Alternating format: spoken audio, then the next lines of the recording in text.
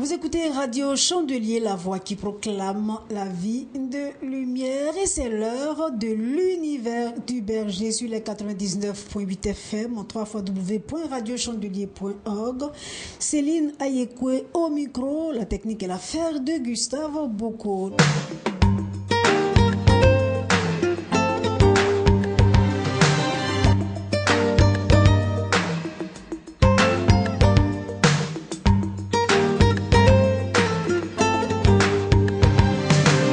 Notre invité se nomme Koun Gorgo Francis. Pasteur Koun Gorgo Francis est le premier responsable de l'église évangélique pentecôtiste internationale située dans la commune de Yopougon, côté CNPS. Bienvenue à vous, pasteur. Oui, merci, bien aimé. D'accord. Alors, le pasteur Koun Gorgo, je prononce bien, pasteur? Oui, c'est exact. D'accord. Le pasteur Koun Gorgo est marié à la belle Angèle.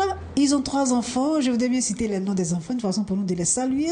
Othniel Daniel, Jean-Élie Félette, Abraham Ebenezer, que nous saluons au passage. Et puis, le pasteur, il a commencé à servir Dieu très tôt. Il totalise 19 années de ministère pastoral. C'est beaucoup, pasteur. Alors, on a envie de savoir comment le pasteur Koun Gorgo a commencé. Comment est-ce qu'il a connu le Seigneur? Amis auditeurs, sachez qu'il est très jeune. On a envie de savoir comment est-ce qu'il a connu le Seigneur. Ok, il faut dire que ma conversion a été vraiment un miracle. Je suis né de parents animistes, mais comme tous les bons animistes, quand ils veulent se couvrir, ils fréquentent des églises mortes. Donc mes parents appartenaient à une église morte et nous avons été ensemble dans cette église-là jusqu'au jour où moi j'ai décidé de faire des cours de base pour pouvoir mieux connaître la Bible et mon père a refusé. Et voici comment depuis la classe de CE1, j'ai refusé de continuer d'aller à l'église. J'ai dit bon, s'il faut aller à l'église et puis ne pas vraiment s'engager véritablement comme il se doit, j'ai coupé. Et c'est jusqu'en classe de 6e, j'ai connu un professeur et il n'était pas, mon professeur il était dans le lycée et c'est en classe de 3e précisément, en 1996, que cet homme-là, il m'a tendu 2 brochures parce que j'étais beaucoup brillant à l'école, j'étais majeur de ma promotion, premier de classe toujours, et c'est ainsi que les professeurs me sollicitaient parfois pour les aider à corriger les copies des élèves des classes inférieures. Voilà. Et c'est comme ça qu'un soir, dans ce jour-là, je l'avais aidé quand on avait fini la correction, il m'a tendu 2 brochures. L'une c'était les 2 chemins, l'autre c'était mais qui me délivrera. Et c'est cette brochure-là qui me délivrera qui m'a touché. Et par curiosité, j'ai voulu expérimenter ce que l'auteur a expliqué sur la brochure. C'est comme ça que je me suis rendu à l'église depuis janvier 96 et je n'ai plus jamais abandonné Jésus jusqu'à aujourd'hui. D'accord. Et là, vous avez connu le Seigneur, vous étiez brillant à l'école, vous avez connu le Seigneur. Et puis, aujourd'hui, vous êtes pasteur. 19 ans, c'est quand même beaucoup. Ça s'est passé comment, pasteur? Vous avez été appelé comment? Oui, j'explique pour dire que au moment où je me convertissais, j'étais au collège moderne d'Alépé et c'est là que le professeur, l'église qu'il fréquentait, il m'a donné la brochure et puis je me suis rendu à l'église ce dimanche-là et j'ai commencé à fréquenter l'église régulièrement. J'ai commencé vraiment à chercher la face de Dieu et le Seigneur a commencé à se révéler à moi d'abord par des songes et par des petits signes. Déjà, même faut dire que la cour que j'habitais, il y avait une jeune fille qui était venue me solliciter une fois pour dire qu'elle était nulle à l'école, surtout en mathématiques. Elle avait un devoir, donc elle a demandé que je prie pour elle avant qu'elle ne puisse aller composer. Et quand j'ai fini la prière, elle est partie. Quelques semaines après, elle avait oublié, mais moi je me suis rappelé, je voulais quand même voir la suite. Quand je l'ai interrogée, elle a dit qu'elle a eu pour la première fois 12 sur 20 en mathématiques et le professeur m'était surpris. Donc j'ai compris l'effet de la prière et cela m'a encouragé. Et maintenant, vers la fin de l'année, comme j'étais en classe de 3e et que mes parents étaient animistes, les gens m'avaient envoyé une potion mystique pour que cela puisse m'aider à réussir à mon examen. Et parce que j'étais déjà engagé, j'ai refusé. Je ne l'ai pas dit directement, j'ai pris et puis j'ai jeté après. Et puis quand on a fini les examens, je leur ai dit que je n'avais pas utilisé la potion. Les gens pensaient que j'avais échoué. Et quand j'ai réussi, mes parents étaient confondus. Et comme j'ai eu le BPC, j'ai réussi au BPC, j'ai eu mon entrée en seconde. En son temps, le collège moderne d'Alépé, qui est maintenant le lycée moderne, comme c'était un collège, il n'y avait pas de classe de seconde. Donc c'est comme ça que les gens m'ont orienté à Boisseau. Et c'est à Boisseau, lorsque j'ai été orienté, le Seigneur m'a conduit dans une église vivante, l'église évangélique, où le fondateur était un ex-pasteur de l'église Œuvre et Mission. Voilà. C'est là-bas que j'ai reçu l'appel, précisément en janvier 97, c'est-à-dire après le premier trimestre, quand on a calculé les mois, j'étais première classe et j'ai commencé à sentir l'appel et puis ça s'est approfondi, ça s'est confirmé. La même année-là, j'ai été obligé de quitter, j'ai juste tout fait pour terminer l'année scolaire et puis à la rentrée suivante, je n'ai pas pu aller à l'école et je suis entré dans le ministère et c'est comme ça que l'appel a commencé et s'est achevé par le ministère. D'accord. Et comment les parents ont réagi face à un appel aussi, j'allais dire, brutal? Oui, il faut dire que la réaction des parents, ça a été vraiment une réaction négative. Déjà même que j'avais opté pour Jésus et que mes parents étaient encore dans l'idolâtrie, dans le fétichisme. Mon père m'avait une fois menacé même. Et je vous assure que ce qui m'a plus donné de m'engager, c'est qu'après la menace là, il a eu un songe où il a vu des anges. C'est lui-même, selon la description qu'il a faite, il dit il a vu 4 hommes qui étaient habillés tout blancs et qui sont descendus, qui l'ont averti, qui l'ont menacé et qui lui ont dit de ne pas me toucher ou de ne plus dire quoi que ce soit contre moi, sinon il allait avoir des problèmes. Voilà. Donc depuis ce jour, mon père, il était toujours dans sa position, mais il avait peur de vraiment s'adresser à moi ou de m'empêcher d'aller à l'église. Voilà. Et les parents, jusqu'au jour, et mon père déjà l'a soupçonné, déjà le départ, il a dit, de toute façon, je vois l'enfant, et de toute façon, son engagement, ça, c'est quelque chose qui n'est pas clair, ça risque d'aboutir à un abandon de l'école, il risque de devenir pasteur. Et effectivement, c'est ce qui s'est réalisé. Et quand cela est arrivé, il faut dire que ça a été vraiment déplorable, parce que je suis issu d'une famille de 5 enfants, et je suis l'avant-dernier. Et les 3 premiers n'ont pas été à l'école. Et moi, qui suis le 4e, ma maman a insisté. Elle a insisté et mon père, avant de me mettre à l'école, allait consulter. Comme c'est quelqu'un qui est fétichiste, il allait consulter et les marabouts ont dit cet enfant il a un bel avenir, c'est l'étoile de la famille. Donc mon père était sûr qu'il avait un cas dans sa famille et malheureusement Jésus a décidé autrement. Donc vraiment ça n'a pas été facile, ça a été vraiment un coup dur pour mon père et ma mère. N'empêche que l'étoile, vous êtes resté quand même l'étoile de la famille. Sans bien même que vous étiez un pasteur, mais c'est sûr que vous êtes par les faits et gestes dans la réalité. Je pense que vous avez certainement dû leur prouver que vous êtes toujours une étoile pour eux. Est-ce qu'on peut avoir les preuves, les faits? Ok, il faut dire qu'au départ, ça n'a pas été facile parce que l'appel de Dieu, il y a des étapes. Lorsque je suis l'appel, je suis rentré dans le ministère, tout n'a pas commencé à briller d'un coup. Et ça, je le dis pour donner conseil à nos jeunes frères qui sentent l'appel ou qui entrent dans le ministère. Mais il faut dire qu'au bout de quelques années, Dieu a fini par se glorifier. Effectivement, je peux confirmer que Dieu est l'étoile de la famille. Mes parents sont fiers de moi. Mon père est fier de moi, ma mère est fière de moi. Et je suis devenu aujourd'hui un membre incontournable de la famille. Et je vous dis que bien que je sois le 4e, toutes les décisions de famille ne se prennent pas sans moi. Voilà, toutes les décisions de famille se tournent autour de moi. Et Dieu m'a fait grâce d'être le pilier de la famille, même sur le plan social. Voilà. On a quand même envie de savoir, pasteur. Nous sommes à l'émission Univers du Berger. C'est vrai qu'on a déjà entendu les révérends Kounkogo, Francis, à certaines émissions comme À cœur ouvert. On a envie de savoir comment le pasteur, concrètement, dans les faits et gestes, comment est-ce que le pasteur est aujourd'hui une étoile, l'étoile de la famille. Cela peut encourager d'autres pasteurs aussi à briller autant et avec le Seigneur. Bon, il faut dire que mon parcours quand même c'est long, hein. C'est long. Voilà, 19 ans, c'est pas quand même 19 jours. Mais durant ce parcours-là, Dieu m'a fait la grâce d'être fidèle. C'est-à-dire, lorsque je marche avec Dieu, je ne m'attends pas à disons, au retour, disons, de la bienveillance des hommes. Je m'attends pas à ce que les gens soient reconnaissants. Je suis toujours fidèle, je demeure ferme. Et aujourd'hui, Dieu m'a établi sur une grande église. Il a fait de moi le représentant d'un institut biblique qui forme les pasteurs. Et Dieu, sur le plan social, je peux dire quand même que je suis un peu bien logé, je suis véhiculé, c'est-à-dire au vu de mes frères et sœurs, je suis quand même celui qui est un peu socialement mieux positionné. Voilà, donc quand il y a des sollicitations sur le plan financier ou matériel, voilà, c'est moi que tout le monde regarde, quoi. Voilà, quand il y a des décisions familiales à prendre et quand c'est comme ça, les gens t'associent, les gens te considèrent, je pense que c'est ce que le Seigneur a pu faire dans ma vie. D'accord. Amis auditeurs, sachez que vous suivez l'Univers du Berger sur Radio Chandelier et notre invité se nomme Révérend Kounkogo Francis. Il est de l'église évangélique pentecôtiste international situé dans la commune de Yopougon, CNPS. Et avec lui, nous allons parler de quelques épreuves quand même que le pasteur a vécues. Tout à l'heure, vous avez ébauché, mais on a envie de savoir comment le jeune pasteur que vous étiez à l'époque a pu s'imposer. C'est sûr que vous êtes imposé, n'est-ce pas? Oui, les épreuves, il y en a beaucoup, hein. Il y en a beaucoup, voilà.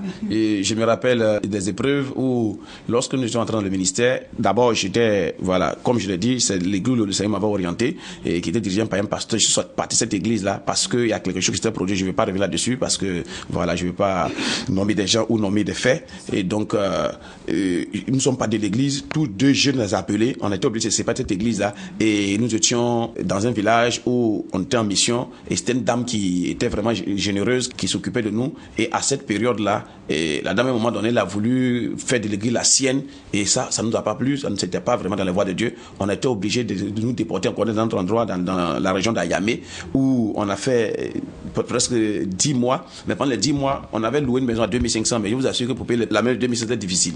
Voilà. Je me souviens même d'un fait où quelqu'un vendait du manioc dans le village. Et nous, on avait besoin, on avait faim. On en avait besoin. Mais qu'est-ce qu'on a fait? On a été obligé de dire à un frère de l'église d'aller prendre le manioc à crédit en son nom pour 50 francs CFA. Je dis bien 50 francs. Je ne joue pas de quelque chose 98. Et donc, le frère était obligé de prendre le manioc en crédit en son nom. Et c'est juste au soir, on a pu trouver les 50 francs pour pouvoir rembourser, pour lui donner, pour aller payer. Et voilà. le manuel qu'il avait pris à crédit. Donc ça n'a pas été facile. Voilà. Ça n'a pas été facile, ça c'est une épreuve parmi tant d'autres. Est-ce qu'on peut avoir une autre épreuve? Question d'encourager aussi les jeunes serviteurs de Dieu qui sont engagés sur la voie du Seigneur. Est-ce qu'il y a une autre épreuve qui vous a marqué également? Oui, l'épreuve qui m'a plus marqué, c'est lorsque, après le mariage, mon épouse souffrait d'une carie dentaire. Elle souffrait d'une carie dentaire et ce n'est pas le fait de la carie dentaire, mais c'est ce qui s'est produit après. Voilà, c'est-à-dire qu'un jeune couple pastoral qui vient de se marier, les moyens n'y sont pas. Quelqu'un m'a fait ce jour-là une offrande de 12 000 francs. Et donc, je me bénissais le Seigneur. J'ai dit, bon, quand je me suis renseigné, il y a un centre de santé non loin de la BAE. Et pour arracher la dent, ça faisait 7 000 francs. C'est-à-dire que arracher la dent, ça fait 5 000 francs plus les produits pharmaceutiques qu'on devait lui prescrire, ça fait 2 000 francs. Donc, pour moi, dans mes calculs, il devait me rester 5 000 francs pour qu'on puisse quand même tenir pendant quelques jours. Et quand nous sommes arrivés, on s'est trouvé que la dent avait infecté une deuxième dent. Donc ça faisait 2 dents qu'on l'a arraché du coup. Ça fait 10 000 francs. Plus les produits pharmaceutiques qu'on devait lui prescrire, qui faisaient 2 000, ça fait 12 000 francs. Il me reste que 250 francs à la poche. Et ce jour-là, mon épouse qui venait d'avoir 2 dents arrachées avait bonne mine par rapport à moi. Parce que ma mine avait changé. Je me demandais comment on allait vivre pendant les jours qui allaient suivre. Et elle me demande qu'est-ce qu'il y a. Je ne pouvais pas lui répondre. Il avait que les larmes aux yeux. Vraiment, ça m'a marqué. Ça m'a marqué, mais pourtant aujourd'hui, c'est d'un lointain souvenir. Comment le Seigneur a réglé le problème? On a quand même envie de savoir, pasteur. Oui. Le problème a été réglé. Quand nous sommes rentrés à la maison, il y a sa sœur Eddy qui nous a envoyé un plat de kabato. Voilà. Et qu'on a géré sur 2 jours. Et je crois le 3e, quelqu'un nous a envoyé 1000 francs. Bon, c'était pas facile, mais Dieu pourvoyait de jour en jour jusqu'à ce qu'on puisse nous en sortir. D'accord. Alors, merci, révérend Kounkorgo Francis, que nous recevons avec beaucoup de bonheur d'ailleurs. Quelquefois, j'entends des gens vous appeler docteur. Vous êtes un docteur. Enfin, on a envie de savoir quand même, parce que tout à l'heure, quelqu'un vous a salué docteur. Il dit, ah, mais ne me dis pas qu'il est docteur. Moi, je le présente comme un pasteur simple. Alors, est-ce qu'il y a une histoire attachée à ce titre-là, pasteur? Il y a une histoire attachée à ce titre et une histoire attachée à tout mon ministère. Voilà, vous savez, bon, moi je pense que je déconseille aux hommes de Dieu d'aimer les titres. Il faut aimer le travail. Voilà, je prends pour modèle le révérend Yahi John. Voilà, il n'aime pas les titres, il aime le travail. Il a fait ses preuves en Côte d'Ivoire ici. Voilà. Et je voudrais dire que, bon, lorsque j'ai été appelé, personne ne savait à quel message j'avais été appelé, mais moi je savais à quel message j'avais été appelé. Et c'est en 2004 précisément que, après des preuves, après des choses que le Seigneur avait accomplies dans l'église, nous étions en partance pour le culte du soir, quand 2 frères en Christ m'ont arrêté pour dire, mais homme de Dieu, mais tu es prophète. Il a dit, je le sais. Il dit, mais pourquoi on t'appelle pasteur? Il dit, non, pour moi, le pasteur, c'est un berger. Celui qui n'assemble pas, il disperse. Donc, pour moi, les titres ne sont pas importants. Et le docteur, c'est venu comment? C'est venu du fait que Dieu m'a donné un don d'enseigner. Voilà. Depuis, je crois, les années 97, quand j'avais reçu l'appel, plusieurs personnes m'ont approché pour dire, nous avons vu dans des songes, tu es en train d'enseigner des pasteurs. Et c'est en 2009, précisément, qu'un homme de Dieu m'a fait venir des coffrets de CD, qui est un institut biblique, que je devais donner des cours, et j'ai commencé les cours. Et en 2013, Dieu a confirmé cela en envoyant un autre institut qui m'a contacté pour les représenter au niveau de la Côte d'Ivoire ici. Et lorsque nous avons commencé la formation en son temps, c'était même au sein de l'église baptiste ici à l'auberge que j'avais hébergé l'homme de Dieu. Et l'homme de Dieu devait venir pour les 1 mois de formation. Et la première semaine, le Seigneur a permis que son voyage soit retardé. Et c'est moi qui ai dispensé les cours de la première semaine. Le premier jour, les gens ont demandé, mais où est l'homme de Dieu, celui qui doit donner les cours? J'ai dit, il arrive dans quelques jours. Je n'ai pas précisé. Mais au bout d'une semaine, les gens ont dit, mais pourquoi il faut forcément faire venir un homme de Dieu de l'extérieur? Puisque toi-même, tu as le don d'enseigner. Et c'est quand les gens ont commencé à m'appeler docteur. Et comme ils ont commencé à m'appeler docteur, il a fallu que je suive une formation et que je puisse soutenir ma thèse en doctorat de théologie pour avoir la confirmation de ce ministère-là. Voilà. Alors, je rectifie donc, nous recevons le révérend docteur Kounkorgo Francis dans l'émission L'univers du berger. Alors, nous allons maintenant aborder le chapitre souvenirs. C'est vrai qu'un homme de Dieu qui commence à servir Dieu très jeune, c'est pas facile, mais il y a quand même des souvenirs qui vous ont marqué. On veut en quelques meilleurs souvenirs, docteur. Ok. Tantôt, je disais à un culte du soir, lorsque nous étions en partance pour le culte, 2 frères de l'église, des responsables de l'église m'ont arrêté pour dire tu es prophète.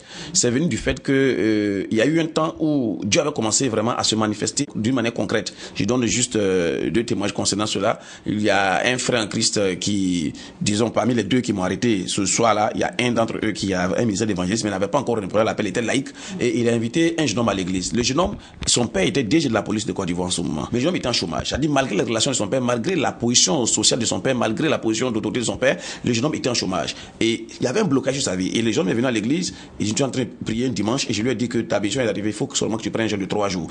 Et quand il a pris le jeûne, c'était un mercredi, un jeudi, et le vendredi, le dernier jour, quand j'ai prié pour lui, le même soir, quand il est rentré à la maison, au moment où il s'apprêtait à couper le jeûne, C'est là que son portable a sonné et les gens ont appelé pour dire ton dossier qui avait débrouillé depuis longtemps. Nous en sommes souvenus, tu vas commencer lundi. Ça, c'est l'un des témoignages.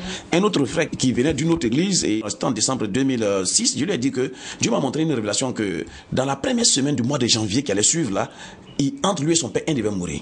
Il m'a dit, mais qu'est-ce qui se passe? J'ai dit, j'ai oublié de te le dire parce que c'est une question de vie ou de mort. Il dit, mais qu'est-ce que tu as vu pour me dire? J'ai dit, bon, ton père t'a livré dans une confrérie de sorcellerie. Et là, il m'a dit, non, mais mon père, il est apôtre dans l'église où il est. J'ai dit, non, même s'il est le pape, c'est pas ça qui est le problème. Le problème, c'est que c'est son statut spirituel que Dieu m'a montré. Il est dans une confrérie où t'a livré.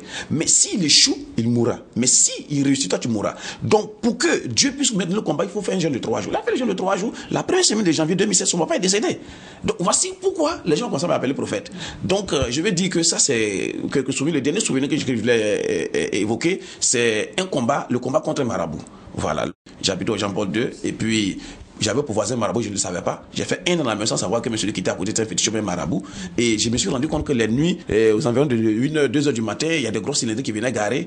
Et il y a même des footballeurs internationaux qui venaient même là pour vraiment voir cet homme-là pour, voilà, pour pouvoir faire des choses pour eux. Et c'est comme ça que un dimanche matin, ma femme était en train de s'apprêter. J'ai fini de me laver dans le joint. Elle a commencé à crier mon nom. Je cours, j'arrive. Elle a commencé à sentir une paralysie au niveau de ses pieds. Et j'ai commencé à prier pour elle. C'était une attaque que cet homme lançait contre nous parce qu'il avait à plusieurs fois interpellé mon propriétaire que mes prières le dérangeaient et il avait voulu que le monsieur nous vide la main. Le monsieur a dit, mais toi tu es musulman, tu es marabout, moi je suis chrétien. Moi, la maison je loue à un pasteur parce que moi je suis chrétien. Donc je ne peux pas me demander de vider le pasteur, même si c'est te dérange. Bon, c'est comme ça qu'il a commencé à nous attaquer. Et quand nous avons commencé à prier, le 31 mars 2008, aux environs de 2h du matin, on entendait des cris au secours, on sort, la maison du marabout est en feu. Et je vous assure que c'est déplorable, il y a eu 2 morts dans la main du marabout parce qu'il y a une fille de 14 et puis un jeune garçon de 7 ans. Mais nous avons été surpris que même le quartier s'est rendu compte que c'était un combat entre un homme de Dieu et un occulte.